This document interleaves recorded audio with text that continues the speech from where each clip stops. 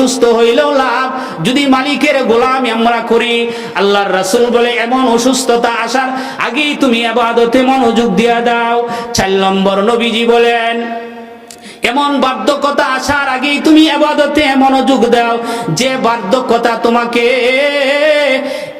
বিবেক বুদ্ধিকে ভুলিয়ে ফেলা, বার্ধক্যতার কারণে তোমার আকল নষ্ট হয়ে যায়। নবীজি বলেন এমন বার্ধক্যতা আসার আগে আগেই তুমি ইবাদতে মনোযোগ দিয়া দাও। 5 নম্বর আল্লাহর রাসূল বলেন হঠাৎ মৃত্যু আসার আগে আগেই তুমি ইবাদতে মনোযোগ দাও। আমাদের সমাজে এখন আগের মৃত্যুর হারে এখন মানুষ হঠাৎ করে মৃত্যুবরণ করে বলে এই মাত্র না লোকটার সাথে আমি চা খাইলাম দেখলাম কিন্তু সে হঠাৎ মৃত্যুবরণ করে ফেলছে। আল্লাহর পয়গম্বর বলেন ওরে বান্দা হঠাৎ মৃত্যু আসার আগে আগেই তুমি ইবাদতে মনোযোগ দিয়া দাও, কারণ কোন সময় তোমার ডাক আইসে যায় তোমার জানা নাই। তোমার মৃত্যুটা যেন ইবাদত অবস্থা হয়।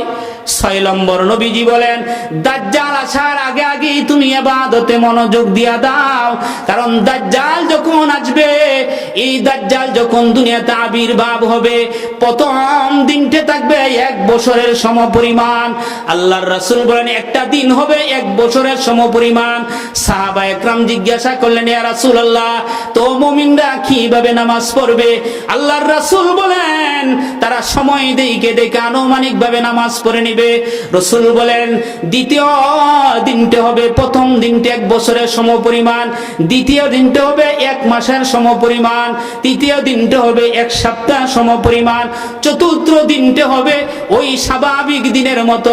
আল্লাহর রাসূল সাল্লাল্লাহু আলাইহি ওয়াসাল্লাম বলেন ওই দাজ্জাল আসার আগে আগেই তুমি ইবাদতে মনোযোগ দিয়া দাও। 7 নম্বর নবীজি বলেন কিয়ামত আসার আগে আগেই তুমি ইবাদতে মনোযোগ দিয়া দাও, কারণ কিয়ামত আসলে সব ধ্বংস হয়ে যাইবে। এই জন্য আমরা বলি আমাদের এই ঘরটা যদি শেষ হয় তাহলে আমি ইবাদতে লাগবো। না না না, ইবাদত ঘরের সাথে সম্পর্ক না, ইবাদত অন্য কোনো কাজের সাথে সম্পর্ক না।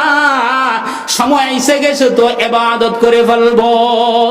এই 7টা জিনিস আল্লাহ তাআলা যেন আমাদেরকে এখনই যাদের চিন্তা যে আমি কোন সময় মৃত্যুবরণ করে ফেলাই জানা না, এই জন্য পয়গম্বর বলেন এই 7টা জিনিস আসার আগেই তুমি ইবাদতে মনোযোগ দিয়ে দাও, কারণ কোন সময় মালাকুল মউত তোমাকে ডাক দিয়ে নিয়ে যা। তোমার ইবাদতটা যদি, তোমার মরণটা যদি মদ পান করা অবস্থা হয়, তোমার মরণটা যদি জিনা ব্যভিচারে লিপ্ত অবস্থা হয়, তাহলে তুমি কি জবাব দিবা আল্লাহ তাআলার কাছে? এই জন্য আল্লাহ তাআলার কাছে দোয়া করা যেন আমাদের মরণটা জিকির অবস্থা হয়, আমাদের মরণটা যেন সেজদা অবস্থা হয়। এই অবস্থা উত্তম মৃত্যু যেন আমাদেরকে আল্লাহ তাআলা, আমাদের সকলের ভাগ্য যেন আল্লাহ তাআলা উত্তম মৃত্যু ঘটা এবং কালমায়ে তয়্যিবা পড়তে পড়তে যেন আমরা মৃত্যুবরণ করতে পারি। আল্লাহ তাআলা আমাদেরকে এই কথাগুলো নিজেকে আমল করার তৌফিক দান করুক, আপনাদেরকে আমল করার তৌফিক দান করুক।